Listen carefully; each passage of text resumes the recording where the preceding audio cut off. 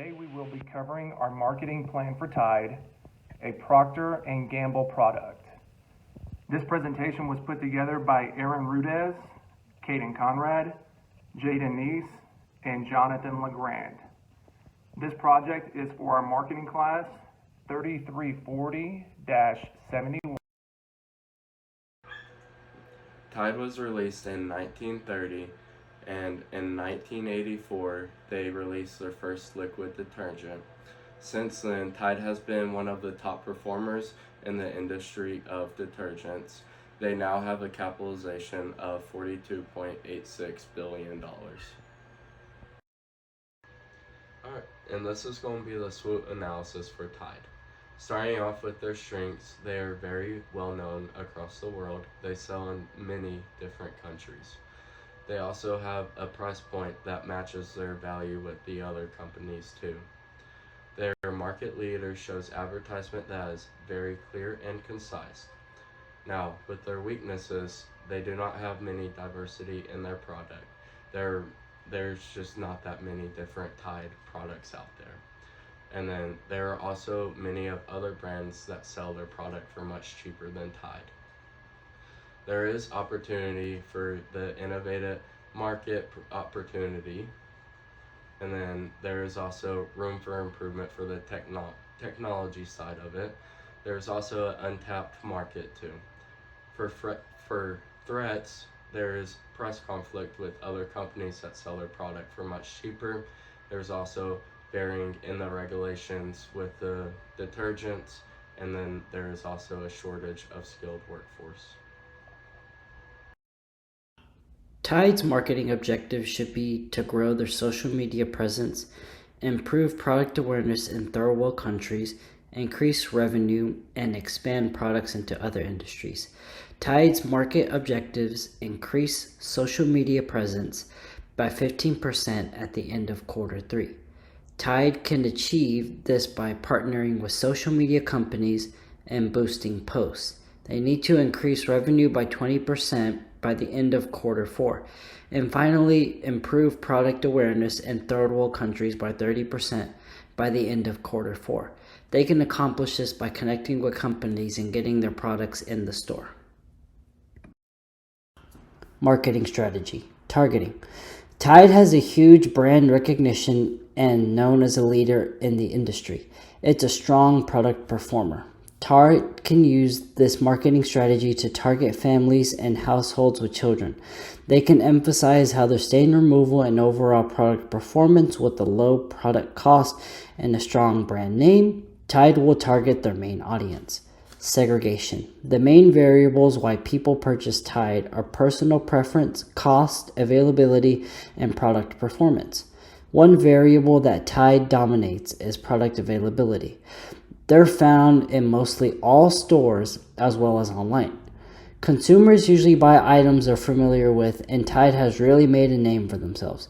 People also tend to lean on products' performance, where Tide actually performs well as a product.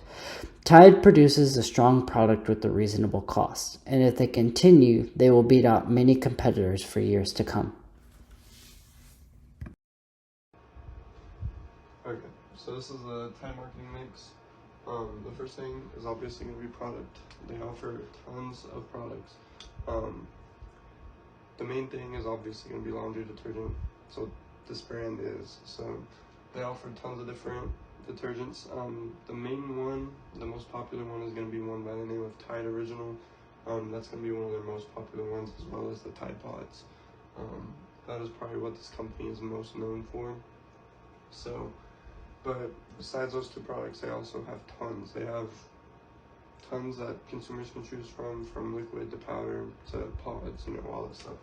So, price, they've done very well on competing with price against other brands. Their main competitor, I guess, would be the brand name Persil. I'm pretty sure is what it's called. I've never actually used that brand, but whenever comparing the two prices, Tide was a little bit more expensive. However, it was only like 3 cents, so it wasn't that much at all. So they've been doing very well on competing in price with other brands. And most of these laundry detergent brands are going to be owned by one bigger company, and then they also have their small brands. So Procter & Gamble owns most of these companies, however, not all of them. So when it comes to promotion, I think that Tide needs to be targeting the younger adults that are just now getting off on their own, moving out of their parents' house, stuff like that. Because a lot of these younger adults don't really know what they're looking for when it comes to products like this. I remember when I first moved out, I had no clue on the good ones, you know, stuff like that. So I had no idea what I was doing. If they started targeting these younger adults, I think they'd have a big consumer raise just by doing that, you know. And then advertising, Tide actually does really well with how they advertise. Clearly, they're a huge brand. I think if they advertise on TikTok more, they'd get a lot of that younger audience starting to see their brand a lot more, and like taking it serious on TikTok, because they can put out like 15-second video on TikTok and millions of people see it, and all they have to do is just show the product being used and how well it works. So I think that could be a really good thing if Tide did it right, and I think that could bring a whole lot of new consumers to their business. So public relations is a big thing for Tide. They actually had people eating Tide Pods in 2018, which is insane that people were doing it. So they actually put out a campaign called For Laundry Not For Dinner, I believe, yeah, For Laundry Not For Dinner, and that did really well. And then they also did a partnership with NASCAR, where they teamed up with NASCAR and they had this big race put on called the Tide Ride. So that is two big events that they did with public relations that involves that. Sales promotion, Tide has done very well with sales promotion. They offer online coupons as well as actual coupons. They give people like $2 off the products, stuff like that. So this makes people be able to get those deals, which is really good. And then they also have distributors like Walgreens and CVS that carry their products. Also offer sales promotions all the time on Tide products. So that is also another big one. Personal selling is also something that Tide has done very well. They have their own locations, their own properties. There's actually one in Amarillo, Texas. I believe there's 188 of these locations around. But I think this is a great thing that Tide does with their own locations and not all of their products going into distributors. So I think that's a really good thing that Tide has done well. The next section is the Tide marketing implementation. This section will inform Tide on the steps that they need to take to reach their goals and their objectives. The marketing implementation is established in a year time and broken up into quarters. The first step in the implementation is a situation analysis. This will allow Tide to look at their strengths, their weaknesses, their opportunities, and threats. This will give them direction on where they want to go for the upcoming year.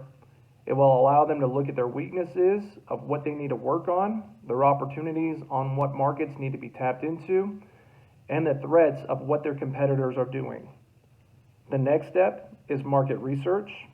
This will give Tide information on what the market is doing and where it is headed. This will give them a roadmap of what goals they want to meet. The third step is identifying the target market. This will allow Tide to focus their time and their resources on a specific group of people. The fourth step is the marketing objective.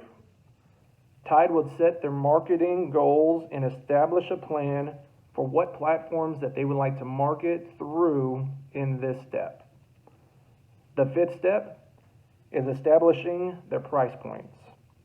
Tide can evaluate the current market and what their competitors are doing and adjust their price accordingly. The sixth step is launching promotional strategy. Tide will start implementing their marketing plan and deploying it accordingly. The seventh step is observing and adjusting.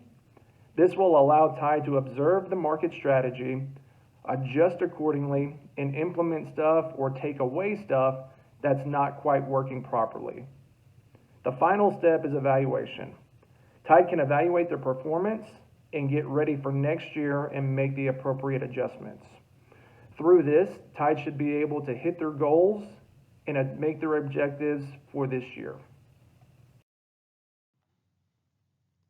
The last section of the marketing plan is the performance evaluation.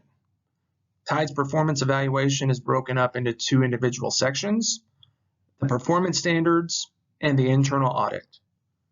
The performance standards are to grow the social media presence by 15%, improve product awareness by 30%, increase revenue by 20%, expand into other markets, and to increase the market shares from 6.71% to 8%.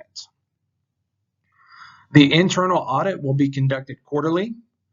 For Q1, they will conduct a situation analysis, increase market research, and identify the target audience. For Q2, they will establish the appropriate market price points, seek opportunities to expand into partner markets, and incorporate promotional strategies. In Q3, they will increase revenue by 10%, measure social media market presence, and monitor the market shares. And finally, in Q4, they will measure the end-of-year market shares, assess the end-of-year social media presence, and calculate their finances. Tide's performance will be measured by their management team, and they'll conduct the audit quarterly. Tide would adjust their performance as necessary to meet the appropriate goals. The standards will keep Tide on course, and this will allow Tide to be fluid and adjust the standards if they are not being met. Additional standards can be added to meet Tide's goals and removed if the standard is not accomplished.